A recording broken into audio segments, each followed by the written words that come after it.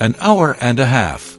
That's how long they made him wait, until the CEO finally showed up and turned the whole situation around. The glass doors of Highland Crest Bank slid open, letting out a cool breeze from the air conditioning. It spilled onto the warm sidewalk outside, offering a sudden relief. Inside, the smell of freshly brewed coffee blended with the faint scent of polished leather furniture. It was the kind of place that felt both serious and expensive. Dorian Bennett walked in, adjusting his shoulders beneath a perfectly tailored blazer. He wasn't nervous. Not even a little. He'd walked into enough boardrooms, closed enough deals, and built more than a few ventures from scratch. He had every right to be in that room. Now he just needed them to recognize that too. His meeting was scheduled for 11 a.m. sharp. He had no reason to expect anything less than professionalism. The bank's lobby was a stylish mix of modern design and old money charm, mahogany desks, glass dividers, and touches of gold that shimmered just enough to remind you, real wealth lived here. Behind the front desk sat a woman with a tidy bun and a no-nonsense look on her face. Her nameplate read Melissa. When he stepped up to the counter, she glanced up briefly. "Welcome to Highland Crest Bank," she said in a flat, rehearsed tone. "Do you have an appointment?" "Dorian Bennett," he replied, setting his leather portfolio on the counter. "I have a meeting with Linda Kramer at 11. Melissa tapped on her keyboard, eyes flicking to the screen. "You're on the schedule," she said, her tone unchanged. "You can have a seat. She'll be with you shortly." Dorian gave a polite nod and stepped back toward the seating area. He picked a chair near the large floor-to-ceiling windows, where sunlight poured in and formed clean lines across the polished floor. Nearby, a group of sharply dressed professionals stood near the phones, talking casually about market trends and investment moves. It was the kind of easy conversation you only heard from people who knew they belonged there. Dorian's fingers tapped lightly on his briefcase. 10:00 a.m. He was early. He always was. Time passed. 11:05.11:15. First, he didn't think much of it. Even banks run late sometimes. But after 20 minutes, his focus shifted. He started watching how people moved around. That's when he noticed a man in a gray suit, probably in his early 30s.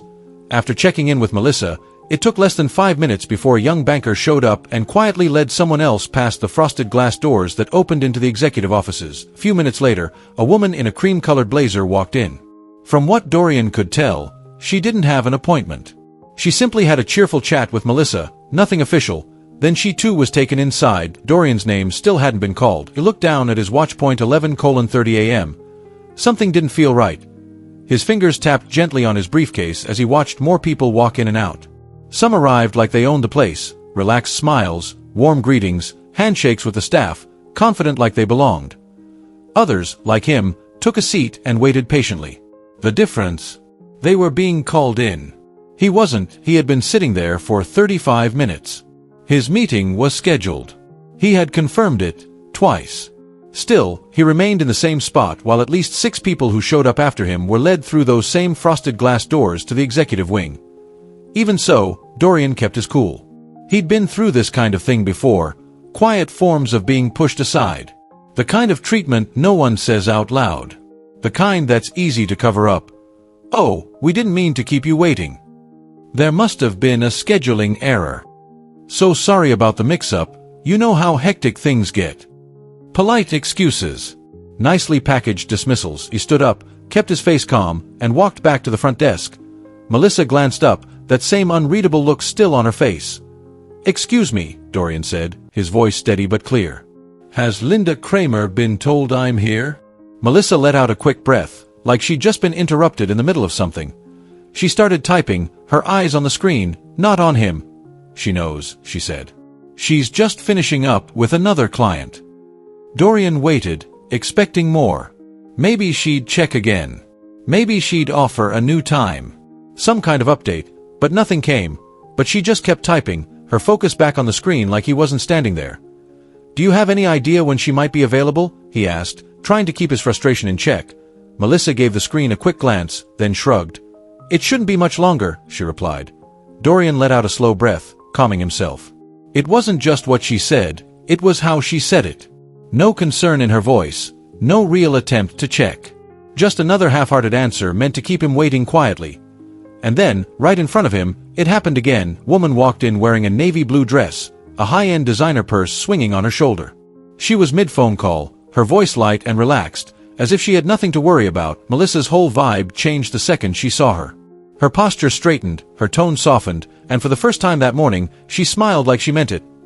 "Good morning, Mrs. Lancaster," she greeted, her voice suddenly warm and smooth. The woman gave a quick nod, barely slowing down, and like magic, a young banker appeared to greet her. Without missing a beat, he led her straight to the executive offices, and no questions. No waiting. No soon. Dorian took another deep breath. He had been sitting here for almost an hour. She'd been here less than 1 minute. He turned back to Melissa. "So, do appointments mean anything here? Or is it just first come, first served?" he asked, his voice firm but calm. For the first time, she seemed slightly uneasy. "I told you, sir. She'll be with you soon." There it was again, that word. Soon. A delay without a real time. A polite way to say keep waiting, without actually saying it. A word people use to pretend they're not ignoring you. Dorian looked over at the frosted glass doors again. He could have let it slide. Sat back down. Waited another 30 minutes. Pretended this wasn't happening. But this wasn't just about the wait anymore. It was about something much deeper. Dorian went back to his seat, keeping his cool. He had been through tougher situations. He had built a business from the ground up, dealt with arrogant investors, and held his ground in rooms full of people who thought they knew more than him. But this felt different. It wasn't about presenting a business pitch. It wasn't about numbers or projections. It was about being overlooked. About being treated like he didn't matter. Not even enough for someone to give him a simple update. He checked his watch. 12:05 p.m. He had been there for over an hour. Dorian took a deep breath and scanned the lobby once more. There was no one else waiting. Everyone who had arrived after him had either been called in, helped, or at the very least, acknowledged. Everyone, except him. Across the lobby, a young teller was chatting with an older man dressed in khakis and a golf shirt. Their conversation was light, almost playful. "Yeah, I told her to just walk right in," the man said, chuckling. "She doesn't even need an appointment. You know how it goes." The teller laughed, nodding. "Well, for Mrs. Lancaster, we always make exceptions." Dorian's hand tightened around the handle of his briefcase. Oh, that's how things worked here. Different rules for different people. He leaned forward, resting his elbows on his knees, staring at the shiny floor. This was a moment of decision. Was he going to sit here quietly and accept being overlooked? Was he going to wait for someone to finally decide he was worth acknowledging? Or was he going to stand up for himself and make it clear that his time mattered too? He stood up, not in a rush, not angry, but with purpose. He walked past the front desk, past Melissa, who still wore that same blank look. He didn't stop. "Sir," Melissa called out, sounding alarmed. But he kept walking, pushing open the frosted glass door. Inside, a hallway stretched out ahead, lined with private offices. Some doors were open. Others were closed. But one thing was instantly obvious. Linda Kramer wasn't in a meeting. She was sitting at her desk, alone, typing on her laptop. She looked up, surprised. And then her face quickly shifted, from surprise to irritation. "Mr. Bennett," she said. Her tone was sharp. "You should have waited until you were called." Dorian looked her straight in the eye. "I did wait." Her fingers hovered over her keyboard, lips pressed into a tight line. "Please, have a seat," she said at last. Dorian sat, not because she told him to, but because he decided to. And something told him, this meeting wasn't going to unfold the way she expected. Linda's hands moved slightly as she shuffled some papers on her desk. Her face stayed composed, but Dorian noticed the tension in her jaw, the brief flash of annoyance in her eyes. "I apologize for the wait," she said, forcing a polite smile. "We've just been extremely busy today." "Busy," Dorian repeated, letting the word hang in the air. He had watched at least 6 people stroll in and get taken back immediately. No wait, no hassle. Some of them didn't even have appointments. "Were you?" he asked, calm but firm. "Because I counted several clients who didn't wait at all. A few of them clearly didn't have scheduled appointments." Linda's mouth tightened again. "I assure you, Mr. Bennett, that wasn't intentional. There must have been a mix-up." "A mix-up," Dorian replied, letting out a slow breath through his nose. He kept his face unreadable. "Interesting." Linda cleared her throat, clearly wanting to change the subject. She opened a folder and quickly glanced through the papers inside. "Now, about your loan application," she began, her voice suddenly back to that distant, polished tone. "I've looked over everything. Your financials are strong, no question there. But our lending guidelines are strict, especially in today's market. We'll need more guarantees before moving forward." She barely got the last word out before the door swung open. The entire atmosphere changed in seconds. Where things had been quiet, now the hallway outside was alive with low voices. Voices that carried weight. 3 men stepped into the room, all wearing tailored suits. It was clear these weren't just regular staff. They were higher-ups. Decision-makers. The kind of people whose opinions shaped everything at a place like this. Leading the group was someone Dorian recognized right away, Richard Langford, CEO of Highland Crest Bank. Richard's eyes moved quickly around the room and landed on Dorian. His whole face lit up with recognition. "Dorian," he said, smiling wide. "What the hell are you doing here?" Linda froze. Dorian stood. Dorian shook Richard's hand firmly. "Hey Richard, it's been a while." "It has," Richard said, giving him a friendly pat on the shoulder. "You still running Bennett Strategies?" "Still growing it," Dorian replied with ease. Across the desk, Linda sat stiffly. Her fingers clenched slightly around the folder in front of her, eyes moving between the two men. Richard turned toward her, and his warm smile faded. "How long has Dorian been waiting?" Silence. Linda opened her mouth, but nothing came out. Dorian stayed quiet at first, letting the moment hang in the air. Letting the weight of it fall exactly where it belonged. "About an hour and a half," he finally said. Richard's face didn't show much change, no big reaction, but Dorian noticed the small shift in his jaw. "An hour and a half," Richard repeated. His voice was calm, but the message was clear. "You had Dorian Bennett sitting out there for an hour and a half?"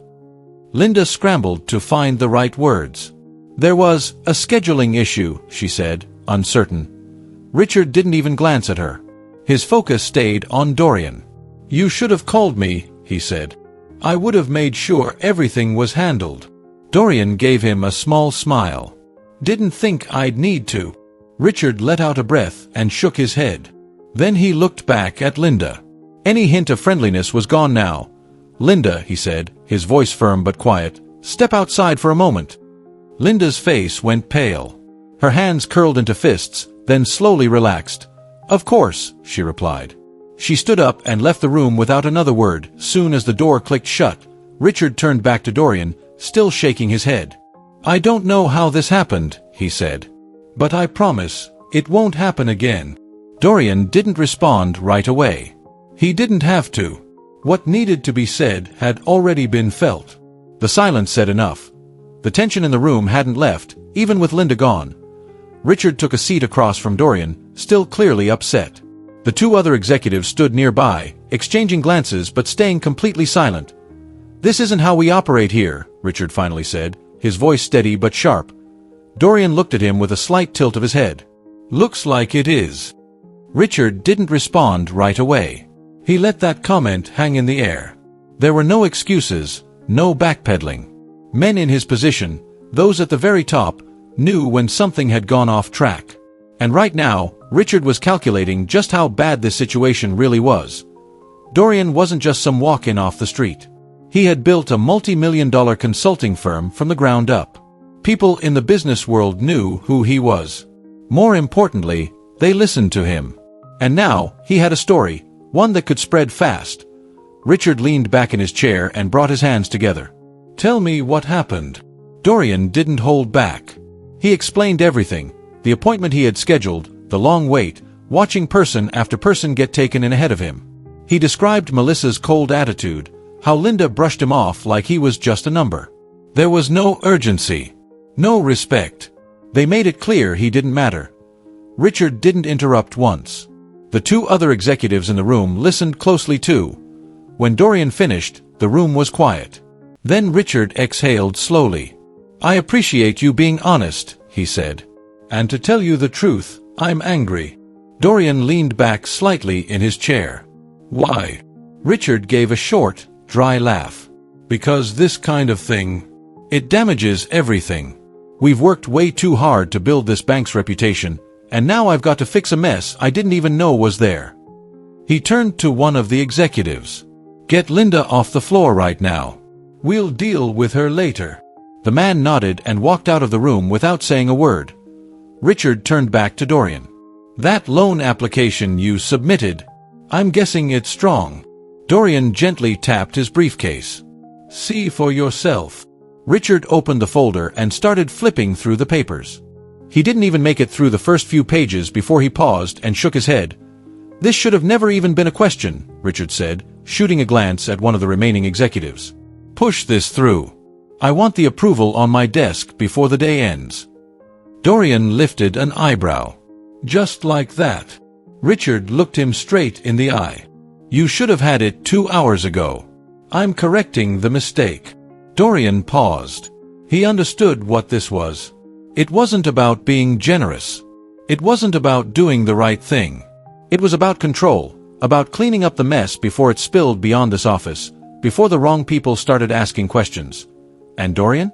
He knew that game all too well. Still, he wasn't about to let Richard slide by without a reminder. I'll take the approval, Dorian said, standing, but fixing this for me doesn't fix the real problem. Richard didn't flinch, but something in his eyes shifted. We're going to have a serious talk about that, he replied. Dorian picked up his briefcase and gave a single nod. As he walked to the door, he stopped for just a second, long enough to catch Melissa's eye. She didn't look nearly as sure of herself now. Outside, the summer heat hit him as he stepped away from the shiny glass doors. The bank still looked polished and perfect from the outside, but inside, the cracks were already showing. This wasn't just about a loan. It wasn't only about Linda. It was about something deeper. Something that had happened quietly in places just like this, over and over again. It didn't always come in the form of loud disrespect. Sometimes, it showed up in silence. In the way people were overlooked, ignored, brushed off. The unspoken idea that some belonged and others didn't. The waiting. The subtle no's. The barriers dressed up as policy. But not today. Today, someone had to answer for it. And next time Linda Kramer looked at her appointment list, she'd think twice. Dorian pulled out his phone. A new email had come in. Loan approved, he smiled, slid it back into his pocket, and walked toward his car. Respect isn't handed out. It's earned, and sometimes, it's demanded. And today, he made sure they knew exactly who he was. If you've ever been treated like your time, your presence, or your business didn't matter, speak up, don't wait for an invitation. Take your place. And if they try to make you wait, make sure they never forget why that was a mistake.